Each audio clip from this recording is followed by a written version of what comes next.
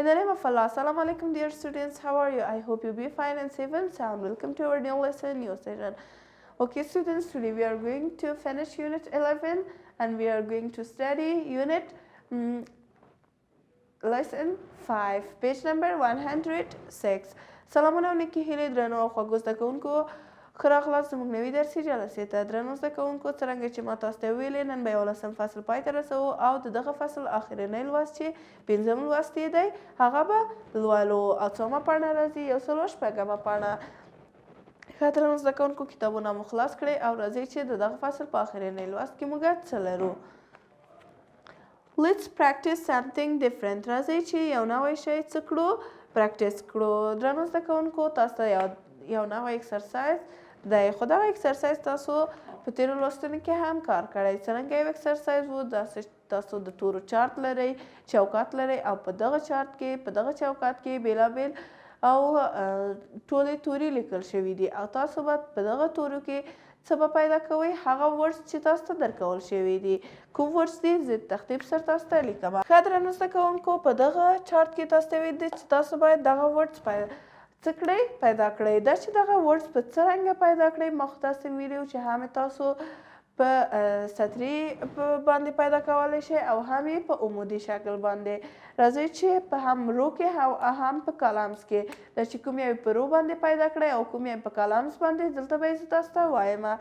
دغه درې به تاسو څرنګه پیدا کوئ په رو باندې یعنې چې سطرواره به یې پیدا کوئ.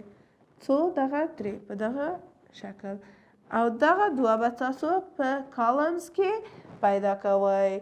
ګورئ زده کوونکو دغه دا د په رو باندې او دغه په کالمز باندې پیدا کړئ. ښه درنو زده کوونکو بلې برخې کې تاسو ته څه ویلي دي. look and match وی ګورئ او څه یې کړئ میچ یې کړئ. درنو زده کوونکو همدغه څه دي همدغه ورډز دي. تاسو به د دغه ورډز څه هم لیکلی څه هم شته د دوی هماغه څه شته دلته انځورونه هم شته. تاسو به څه کوئ درنو زده کوونکو د دغه ورډز به د هماغه انځور سره څه کوئ میچ کوئ. څرنګه به یې میچ کوئ ګورئ زده کوونکو مثلا دلته ورډ دی دلته یې هم څه دی یو پکچر یې دی. تاسو به څه کوئ په دغه رنګه به یې باید څه کړئ تیر وباسئ او دغه څه کړئ میچ کړئ. ښه درنو زده کوونکو تاسو ته دغه ورډز زه وایم کوم دي. cookies, cake, chocolate, green tea, black tea, coffee. دغه ورډز دي چې تاسو باید څه کړئ میچ یې کړئ.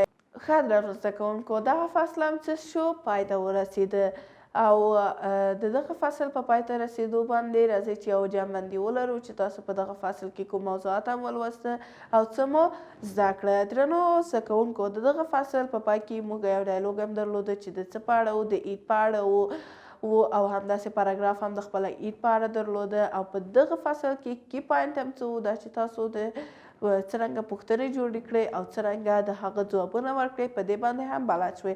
خو په کومه زمانه کې په کوم ټینس کې په سمپل پریزنټ ټینس کې تاسو دې باندې بلد شوئ او نور هم کار وکړه او بیلابیل پریکټیسونه هم کار وکړه او بعد له هغه نه تاسو یو ډایلوګ هم درلوده د نوروز په اړه. او درنو زده کوونکو په دغه فصل کې تاسو دا دی څه درلودل د دغه موضوعاتو ترڅنګ تاسو دغه پریکټیس هم درلوده چې د څه په اړه و دا چې په رو او کالمز کې تاسو د ورډز پیدا کړئ او انځورونه میچ کړئ انځورونه له ورډز سره یې میچ کړئ. دغه فصل هم څه شو پای ته ورسېده او دغه موضوعات هم ورکې ولوسته. درنو زده کوونکو ستاسو کورنۍ دنده ده په دغه فصل کې څه دی دغه فصل په پای کې ستاسو کورنۍ دنده دا ده چې تاسو به یو پاراګراف لیکئ او په هغه پاراګراف کې به تاسو لیکئ چې تاسو له دغه فصل نه څه زده کړي دي او کوم موضوعات هم ویلي دي. ښه درنو زده کوونکو درس هم پای ته ورسېده د نن ورځې لپاره. که غواړئ چې ویډیوګانې مو په اسانه توګه ترلاسه کړئ چینل مو سبسکرایب کړئ او د ویډیوګانو لایک مو هیر نشي. تر بلې درسي جلسې پورې الله په امان ښه وخت. ګډ بای. See you next session. Thanks for your attention.